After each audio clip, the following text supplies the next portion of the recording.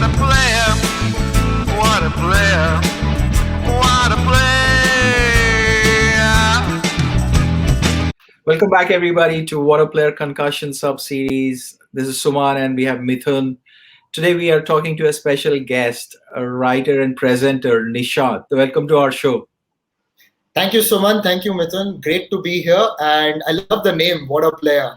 It takes us back to the 90s, reminds us of one of our favorite commentators, right? Tony Gregg. He's the inspiration. He and Sachin Tendulkar are the inspiration for our group's name. And yeah, we're thrilled too that, we get associated with two special people with cricket. Appreciate you making time for us today. Give our viewers a little peek about who you are, little background and your association with cricket. I also noticed that following you on Twitter, your association with sport altogether. So where did this all start for you? It all started back, exactly 10 years ago. This was in 2011 around the World Cup, and I'm actually a sports I'm actually a lawyer, a qualified lawyer. So I was in NLU Jodhpur, which was one of the premier law in colleges in India, which still is. But midway through my third year, I felt this is not something that I want to do, and I just started writing a blog about cricket around the 2011 World Cup. And as India's fortunes rose in that tournament, so did mine. When I started writing and I got the confidence and I was picked by a website called Cricket Country, the journey just started there. And I felt, why not take this full time? And I was fortunate to have great support from my parents, who saw that, who saw that I was really, really committed to something and I was really working hard and I was dedicated. And that's all they asked of me, in whatever I did in life. So they have been my greatest support, and they've pushed me to actually go on to chase what I really want, and which is to become a presenter and a writer. And thankfully, I've gotten those opportunities over the years. It has been a great journey being around sport because it is a privilege. You do have to work incredibly hard, but if you do, definitely the rewards are there and the perks that are there, they are awesome. And the biggest perk is obviously you get to interact with some of the best and the most I would say individuals from the world of sport, because I think the kind of excellence they achieve, you only can dream of emulating. And even if you learn 1 or 2%, you'll see different areas of your life improve. So that's me in a nutshell. I have been glad, I have been happy to pursue what I really want to. I have gone on to work with sports teams, sports leagues. As a media manager, I have presented videos, I've covered world tournaments, I have spoken to athletes across different sports, I've done a lot of interviews, I've got my own thing now called Niche Sports, which actually germinated due to the pandemic. So a lot of things are going on in that sense. And yes, it's been a roller coaster ride, but one that has truly, truly been enjoyable. Awesome. Inspiring story. What's the association with sport? Is it a pastime it started? Anybody in family, sports person? Apart from the 2011, what attracted you to the sport? Growing up in a typical Indian household, this was back in the early 90s when we were still in a joint family, and I still remember the Hero Cup of 93, the first time where the whole family would gather around our color television and watch. And it was the first time, I think, day-night matches were consistently held in India. And then I still remember Sachin bowling the last over, Kumble getting, I was too young, but those glimpses are there. I've got a good memory. So, those glimpses are still there. And some people may not believe me, but people who really know me well know that I do remember that. So it fascinated me as to how everybody could watch it. I mean, my mom would sit and watch. And remember, nowadays it's commonplace for women to watch sport, to be in sport. And it's all normal. Back then it wasn't. So, I mean, I still remember my grandmother who wasn't much into sports, but she would just watch for the fascination of the fact that her husband and sons are watching. And she would sit and she would be there. And my thoughts were, what is something like this? And we used to go down, and one of the first things that we picked up was a cricket bat. And it just started from there, just playing, just being around sport, watching sport, the fascination and the inspiration provided by someone like a Sachin Tendulkar, Rahul Dravid, Saurav Ganguly, and all of them. And that really inspired me to continue being around sport. And Mm. as it happened was that 2011 World Cup is when I still remember the narrative. It was very philosophical in a sense, because here was this guy who always dreamt of winning the World Cup for the country, and he always said that this is my chance. And I was stuck in law, and then the usual. I always initially, obviously, I wanted to play cricket. I wasn't good enough, probably. One, secondly, I didn't work hard enough, so I definitely didn't have it in me to make it to the next level. But I definitely wanted to do something around the sport. And luckily, I in school I was always into debates, elocutions, and etc., etc. So around the 2011 World Cup, I felt I've got to find a way to do what I really want. I can't continue to go to courts as an intern or whatever when I don't like it. That is, even if I become a lawyer, I will not be able to provide my clients with the best of services or advice that I can. I'm meant to be somewhere else. And it was really a voice from inside that came, that this is not what I should do. It was like an epiphany. The moment I decided, luckily, the ideas came through, the breakthroughs also happened, and it just kicked on from there. So the association with sports has mainly been, I would say, been mainly as a vessel to for the betterment of sport. We love it so much, and we must realize that we are there not just for our own benefit, which we are. I mean, I'll be lying to say we are not there for our own benefit. We want to excel in our careers. We want to make a name for ourselves. We want to provide for our families in the best possible way. But at the same time, a lot of us have the best possible interest of sports at heart. Be it as a media presenter, be it as a writer, you do it for the love of the sport, and that is the association. Like, I remember in 2019, one of the media houses I was working with, they asked me to do a project on the Olympics, and I just started off. For 2 months I dedicated myself to it, and the amount of knowledge I learned, the amount of lessons I learned, I think that is what keeps me going. You just learn so much every day, and each story is so different. Like, there is an archer in India called Praveen Jadhav who qualified for the Olympics, and his story is such that when he was 12 or 13, he was a malnourished child who didn't have enough to eat. And his teacher picked him up and fed him every day out of his own pocket to ensure he becomes stronger, and then realized that this guy has got some sporting talent. So why not encourage him? That is one story. Then we know the story of an MS Dhoni coming all the way from Ranchi to captain the country. Then we hear so many other stories. There is an Abhishek, there is a shooter called Abhishek who's a lawyer who just decided one day, let me just start shooting. And at the age of 25, 26, he wins a medal at the Asian Games.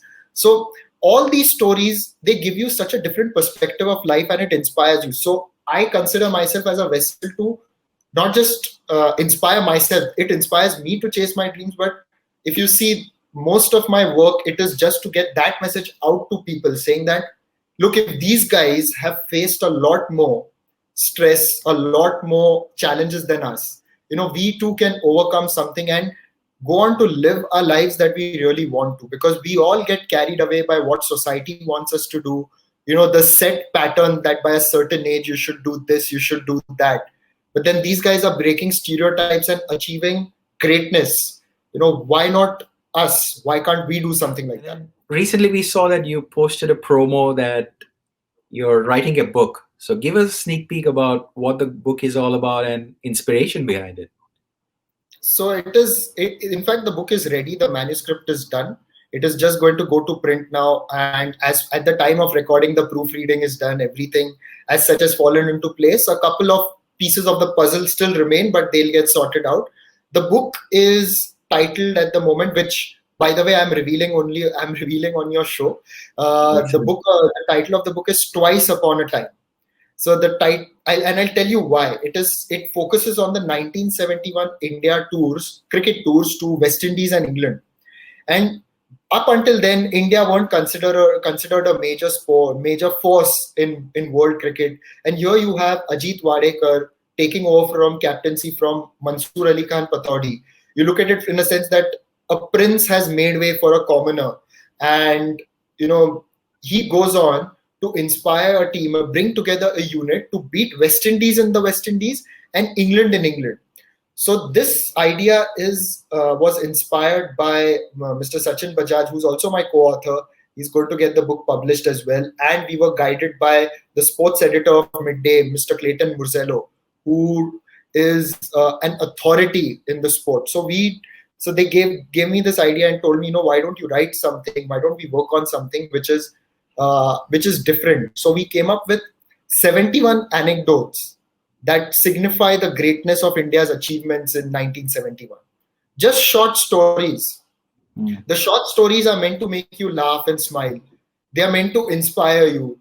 You know the common ones like Sunil Gavaskar injuring his finger before going on to play his first test match, and he was saved in the nick of time, in the sense that there was a whitlow on his finger, then it had unfortunately gotten infected.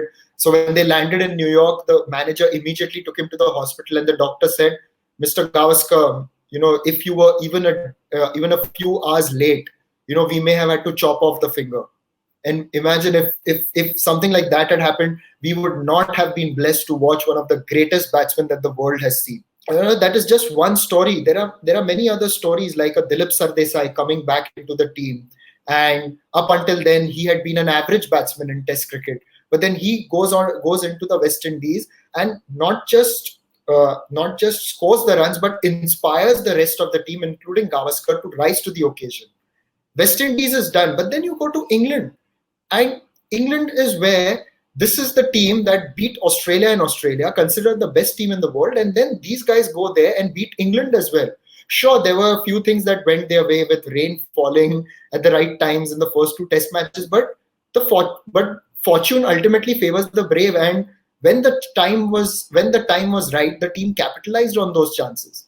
And it was a lesson, and 1971 is a year that truly defined Indian identity, I would say, because that was the year where India had possibly created its finest star on the world stage, with the Bangladesh war and the conflict with Pakistan, Indira Gandhi and the Indian political establishment standing strong. So I think that, in a sense, even showed on to the cricket field. And it just, the kind of confidence it just showed, and it possibly changed our cricket. It changed the country. That year changed the course of the country. So whatever India has achieved as a nation, it was because of the kind of strength it showed in 1971. Whatever India has achieved in cricket, it was because of what happened in 1971. The seeds were sown that year. I've already learned so much in the last 7 minutes. Can't wait to read the book. Look, firstly, thanks for using our platform to introduce your concept, and we wish you all the very best. I'm sure it will be super successful, and I've seen many people, giving you best wishes, like Harsha Bogle, Vijay Lokpalli, and folks like that. So congratulations in advance. I'm sure it will be inspiration for people. Nishad, thanks for sharing on our show. Oh, thank you so much. And again, this is actually my fifth attempt at writing a book. 4 previous attempts failed for whatever reasons. And I'm just glad that this one worked out, and this one is the one. And it's really an honor, because it's 50 years since 1971, and we are marking that occasion with this. So it's really, again, an honor to be again a medium to bring those stories to you. And some of it is really amazing, and I hope I have been able to present that as well. The reader will be the judge ultimately. Yeah, all the very best to you. More power to you. Congratulations, Nishad, on your book, and I'm sure it's going to inspire a lot of people, because hardly anybody knows what happened in 1971, because the current generation is unaware about what's happening back in 1971. I'm sure everyone will be eager to know how the Ajit Wadekar team changed the Indian cricket future. So definitely, I'm looking forward to it, especially. With all this said, so your career started since 2011. I'm sure in 2011 World Cup, you followed the team very closely, and would have observed what differently the 2011 team did compared to what was in 2003, so that we won the tournament. It was a lot about being smart, I think. And I've spoken to people after, in my journalistic career, people who are involved in the 2003 team and people who are involved in the 2011 team. 2003 team had this motto like now or never. They wanted especially after they lost to Australia in the first round. They just gave it everything. But Australia was somehow a little too good for everybody in that period. Even the best of India, the best of South Africa was probably somewhere here. Australia was possibly even on their good, they were better than the best of the others. But when they were the best, they were miles above the others. So I think Australia was the difference there. In 2011, it was all built up. Like, sure, obviously 2003 as well, Ganguly, John Wright, and the backroom staff, they had done a lot. But 2011, they had figured out what is to be done. The core of the team was set. There was that confidence that, they will not panic. There was never a panic. Like, leading up to the 2003 World Cup, India had won only one tournament final. Sure, the Champions Trophy was in 2002 was shared, but the 2002 NatWest series was the only final India had won in that phase. Now you had a Dhoni who taught India to win, to take it a little easier. You win different tournaments. You win the Asia Cup, Commonwealth Bank Series, and you've won various tournaments. So when it comes to the big day, the team was set. And I remember Paddy Upton telling me once that when MS decided to walk out into the final to bat ahead of Yuvraj, he's like, we saw him walk out. And he says, and I just get goosebumps telling you this, because Paddy says he turned to Gary Kirsten and he told him, you know what, Gary, this man is going to win us the World Cup today. And that was it. He just said that. And incidentally, I was also there in the 2011 World Cup final. I had bunked college and I had gone to, because I got a ticket. I thought it was a once in a lifetime opportunity. Fortunately, I've watched 2 more World Cup finals after that. But yeah, I did go there, and my seat was close to the Indian dressing room. And 2 things I will tell you. 31 for 2, Sachin Tendulkar gets out. Virat Kohli walks out. And I'm seeing him walk down the stairs. His body language did not have even an inch of nervousness. These are little things. He's going out possibly to play the biggest match of his life, a 22-year-old, against a Malinga who was rampaging and who had snuffed out 2 of India's most attacking batsmen at the top. And he walks out with the kind of confidence. And sure, he may have been nervous inside, but he didn't show it. And then when the 3rd wicket falls, MS walks out like MS. And you just felt that it was meant to be. And they had the kind of confidence that no matter what, we are going to do this. And ultimately, that is what got India through. They focused on their strengths. If you read Paddy Upton's book, which I do recommend, The Barefoot Coach, he says that India simply focused on their strengths. There it is. It's an amazing book. He says we just focused on our strength. We knew we weren't the fittest team around, but we knew in terms of skill where we were. And they focused on those skills. They backed their strengths. They worked on their weaknesses, but they backed their strengths, and ultimately that is what paid off. That's nice. You really made us to relive that moments again. And mentioning about Virat Kohli coming out to bat or MS Dhoni coming out to bat, we just relived those moments with you. Thank you so much for sharing them. And I'll be failing if I don't mention. Games, I'm sorry, I'll be failing if I don't mention Gautam Gambhir as well. Even when he walked out, his first 2 steps was like, him doing that, like while walking. And he just looked solid.